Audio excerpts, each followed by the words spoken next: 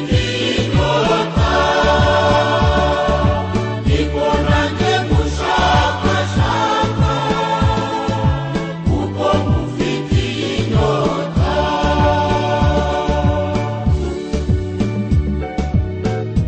morning and welcome to this Divine Voice Marist Vocations. Today it is a privilege for me to be with Reverend Brother Nicholas. Greetings and welcome, brother. Greetings, thank you very much. I am very happy today to be in your office and to have a chat with us and the entire world at large. So let us start our conversation by telling us who you are. My name is Nicholas Banda, but on the way I picked on another name that is Matthews. So in my passport it's written Matthews Nicholas Banda. That's great. It has said that each journey or each achievement has origin. Where did you get started? I must say it all started when I was living with my family. I belong to a family of 12 children. My father was a teacher and very good practicing Catholic. And he brought us up as good Catholic. Almost every time we went to church with my parents, especially on Sundays. And he always encouraged us to be good Christians. And so from the very beginning, I grew up in that kind of a family where I was, at one time I wanted to go to the seminary, but I did not go. I wanted to go to the juniorate of the brothers when I was going to secondary school, but I did not go. But instead, when I finished my secondary school, I applied, and soon after I went to join the brothers in Malawi, in Tendere. That's great. The Pope Francis said that a happy family is an heaven. By hearing the story of your family, I can say that your family influenced you to be a Marist brother. Yes, very much so. Yes, because as a matter of fact, my brother wanted to be a priest, but when he went to the seminary, was there for a year, he left. My father was not very happy, but that did not influence me to join religious life. And my mother was a very loving lady, very kind, so would say like brought us up as good human beings, relating very well as a big family. I was the second boy in the family, but I'm fifth. That's great. By hearing the story of your family is interesting, and being nurtured in that kind of family, Christian family, you grew up with that zeal of being a Catholic until you succeed your life to be a religious brother. Now you moved to MIC.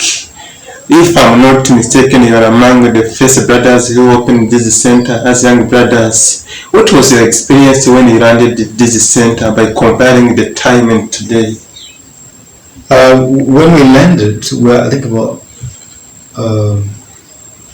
it was very tough because then there was only mezzanette in Marist, and there were like trees everywhere.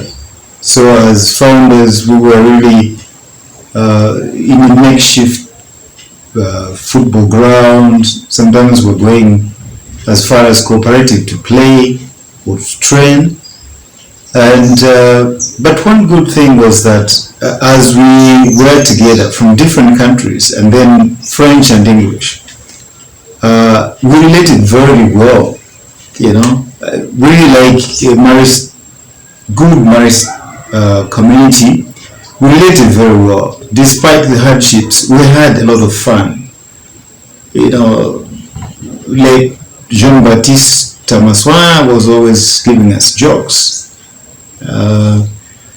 And then we had kind of older ones like Sylvain Yao, and then the middle ones like myself, and then the younger ones that were even younger, just straight from the novitiate. For me, I was out of the novitiate 2 years, about 2.5 years. I was out of the novitiate, so not very young. But we also had some that were pretty ours, but although they were younger, like Sylvain Ramadi Beriswa. So to size up all this range of young brothers was not easy, but we managed very well, I must say. Yeah, and then must say our formatted Sobrado and Ferre and Teofilo, Kalisa, Leonid from Madagascar, they were also very close to us. I remember that when they found us that we were very tired, they would say, we go for recollection. So we would spend like the whole weekend in Dimesi as a way of resting. And we went to Mombasa at least twice. I went to Mount Kenya, we went to Nyanza for teaching practice, but as well for rest. So at least there was a good balance in the way they worked with us as formators. That's a great memory to cherish. Back when around 1986, you are here still remembering those memorable memories. It is very important in life. Mm-hmm. So, by moving to here, Miko Novitiate, since you spend more than 2 years after novitiate before coming here, I know that the first appointment after first profession can be scary or somehow a bit shocking or having its own ability or attraction. What memories do you cherish most after your first profession in communities? I would say I have 3 first experience in community. Firstly, soon after MIC, I was in a community, but I was not full-time in that community because I was training as a primary school teacher. So I was living in government teachers training college. So sometimes once a month I would go visit the community, but most of it I stayed there. So just out of the novitiate, being in that kind of community, half kind of community, but mostly on my own, it was not easy. I remember there were 2 sisters that were in that college. I would ask, one day I asked a sister that was about my age, I said, how do you go about something like meditation? She said, sometimes in the evening I go in the football field and walk around there. So then I said, so that's the way to do it. Because she was already in her 2nd year. So, and then even the novice master came from Zambia to check on me, mostly to accuse the brothers, to say, why do you have to send the young brother straight from the novitiate to be on his own? But on the other hand, for me, I felt it was good experience. I remember among my friends was a soldier, very good Catholic, and his sister was a sister. So, but he was very kind because sometimes we have to fight to get food. So he would say, brothers and sisters, sit there, I will go and collect food for you. So he would go there, collect food for us, and then we go and eat. So this was, but I felt it was very good experience. It helped me to mature. Then I came over. The second was soon after I finished MIC, I was sent to the postulancy. I was there for a year. Then after that particular year, they sent me back to MIC when I started the profession that I'm living now. That's when I started doing the accounts. So then when I finished, then I went to secondary school. I would really say that that was real experience of community, because then better interaction with the brothers. It was, it was nice to be in school because I was still young. So it's like in the morning I would teach, in the afternoon I would interact with the boys as keeping their money. Then after that I would go to play with them. I used to play basketball, so I was a coach for basketball, so it was very nice interaction, and it was very nice. Like those boys that I taught that time, even today, like one is a minister in the government. If I sent a message to him, I know for sure he would reply the same day, although he's busy. But very grateful for the time that I lived with them. So a number of like young people that I worked with that time, I appreciate being in their presence, and so it was a very good experience. Not, I would say not very tough, because the brothers that I had, then I was the youngest brother.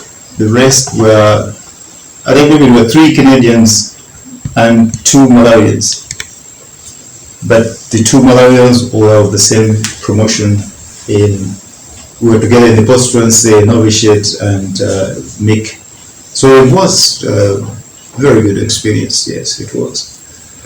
That's great to hear how the community life has been a pillar in your journey from far novitiate up to this moment you are talking. You reminded me the quote of one scholar in America known as John Maxwell. He said, the success of a person is not the number of people who saves him, but of the number of people trains and he saves. So I can say that you are really a successful man, because you have trained many people, you have interacted with many people. Wherever you go, you can still see your legacy. By saying this, you are familiar with if a quote in our constitution says, to be a brother is to undertake a goal to become a holy. What do you say about to be a brother today, Floria? For me, to be a brother today is being available to others, being accessible. And being available, I mean, to be able to sit with others and joke around. Because many times when people are busy with school, with work, you could be immersed into that. And then when you go back, you are tired, and but to be able to create time for others, for me, this is what it means to be a brother. Of course, community life is all about that we should be having time to relax, and as a group, because like members of the community would have passed through difficult times during the day. As sometimes evenings or weekends or times of holiday should make up those times when people that are passing through difficult times, they can share. And then together you're available to one another. That's great, being available to one another and to others. For a long time, Catholic Church, not too long, like 2015, released a document known as Brotherhood in the Church, the gift you receive, the gift you share. Again, when you see our history, when our congregation was founded in France, Laval, almost you have 205 years of existence. So, what can you say the challenges of Marist Brothers today, especially in Africa? I would feel one of them is, I would say together with formation, I feel to some extent conformity is one of our challenges, where it's like you expect that others should be what you are.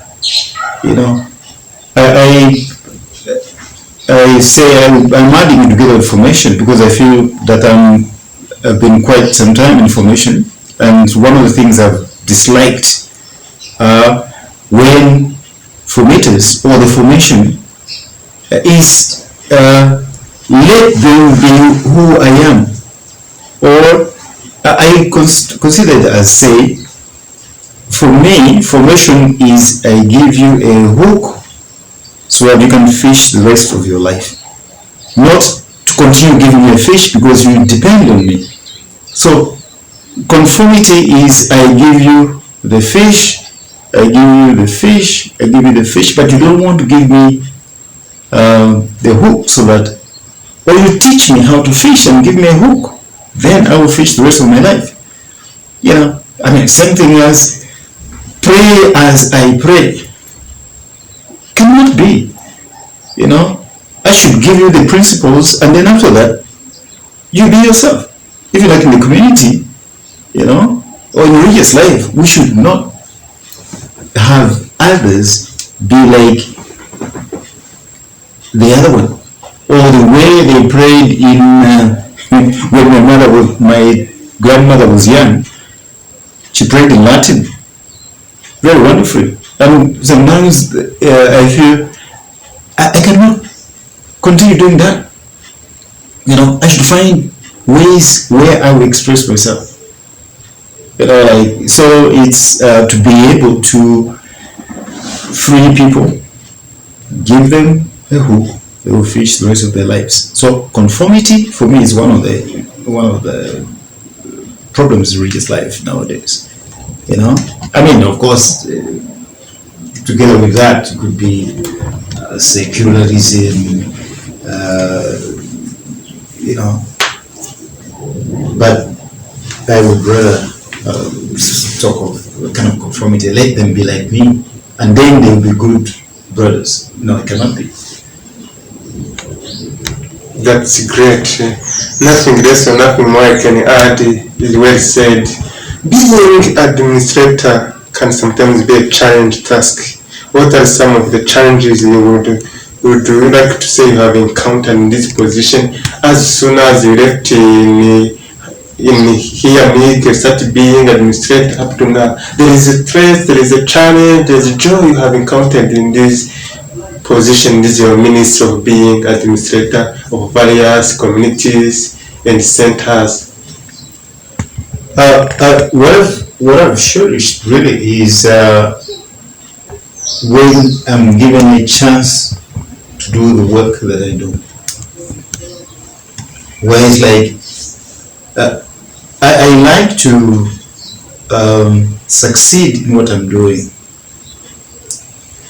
and then in that way, and then I'm ready to listen to others, and then I should be given a chance to say what my work is all about. You know, so the times when I've been given that chance, I must say most of the times I was given that chance where I would plan my work and then share with others, then after that execute. If there's some questions, people ask questions, and then I give them.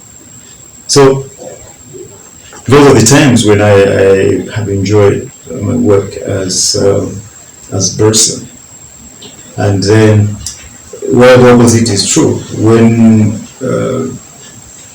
somebody who is not a bursar tries to tell me what I'm supposed to do, you know, that I find it very difficult. And then when I plan my work, we discuss, and then after that we say we do it, and then somebody says you cannot do it, you know. So I need space. I need space to do what I feel I should do.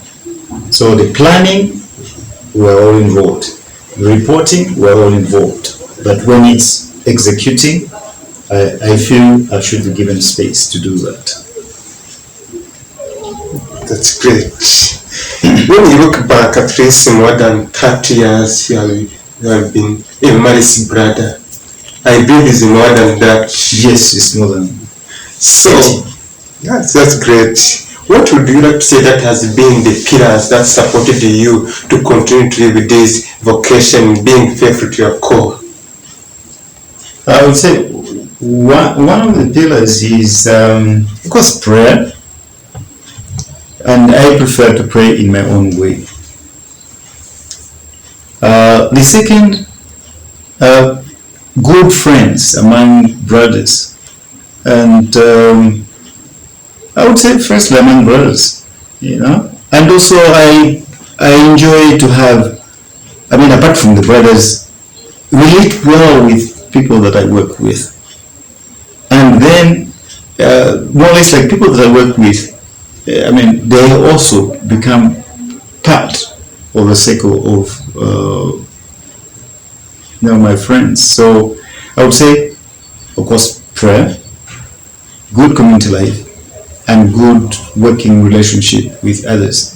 And when I say working with others, it's like not just, for example, if I have a situation like here with water, I go and look for somebody who will be able to help me to make sure that we have the water, So people like that. And I easily interact with such people. And they become my friends. For example, the friend that I had for water from 202, the brother was here before me, Danny Carrier, the Canadian. I am still continuing with the same guy. He's very straightforward.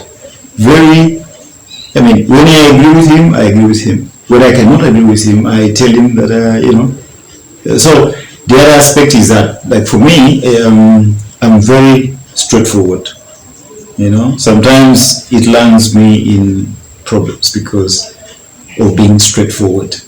But I've been like this since from my family. My father was just like that.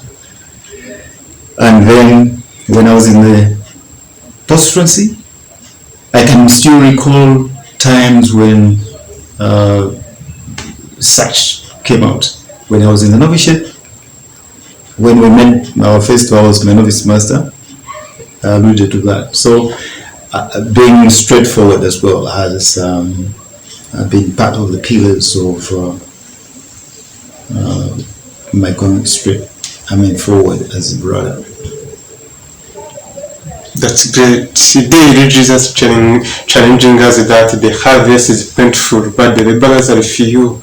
And outside that, there's young ones who are following us, who are in high schools. What can you advise on which wisdom would you like to offer them about Marist vocation? I would like to offer them what Sean likes to say, that being a brother makes you marvelous companion, because you have others that you live with and the children that you live with. And if you work with children, I think you're building a better future for the nation. Good Christians and good citizens. So you're making good Christians, you're making good citizens. There is a dire need still.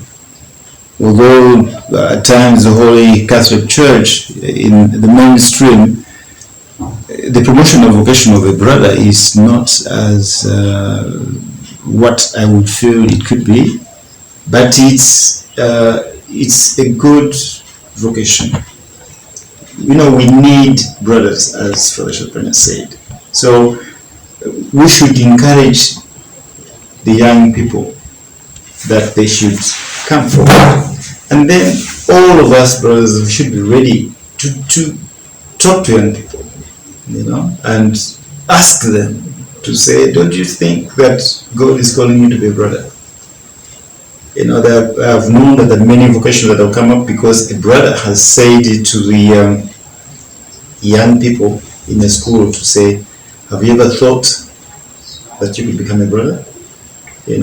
So I feel we need them, and when they come forward, they should be helped. On the other hand, we should help them to discern well. Not every young one that comes to us that wants to be a brother is necessarily called to be brother.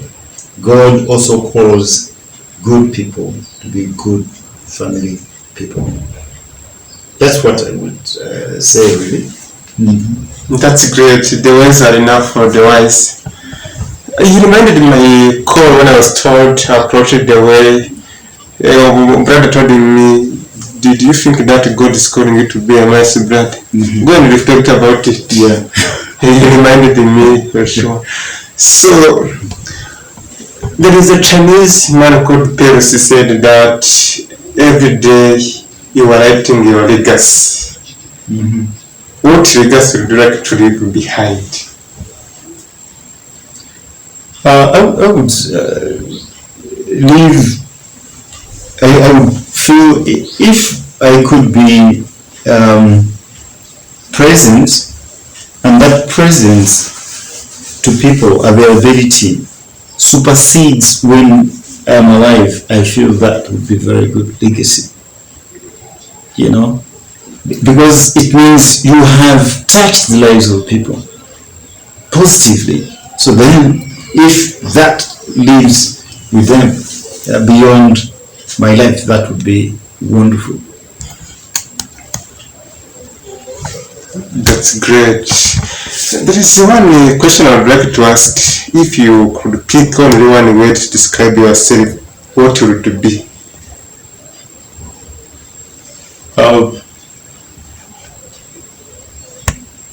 One who is available. Okay, someone who is available. Kind of approachable.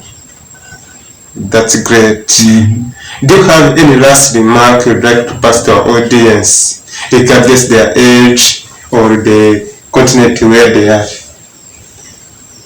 I would say that being a brother is a wonderful vocation, and I would love that whoever listens or sees this video could continue to pray for vocation to brotherhood, and wherever you can, to try to tell young people that being a brother is a wonderful vocation.